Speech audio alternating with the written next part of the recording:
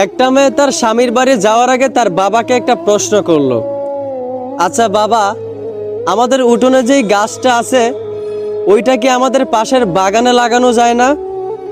এই প্রশ্নের উত্তরে তার বাবা বলল, এই গাছটা 4 বছর পুরনো একটা গাছ। এখন যদি এটাকে অন্য একটা জায়গায় লাগানো হয় তাহলে সেটা নতুন মাটিতে মানিয়ে নিতে পারবে না, গাছটা মারা যাবে।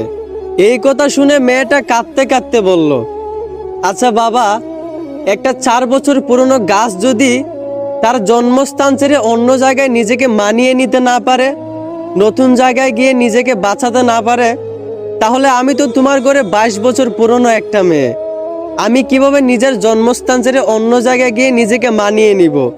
আমি কিভাবে নতুন স্বামীর ঘরে গিয়ে নিজেকে বাঁচিয়ে রাখবো? আসলে আমরা ছেলেরা মেয়েদের জীবনটা যতটা সহজ মনে করি ততটাও সহজ না।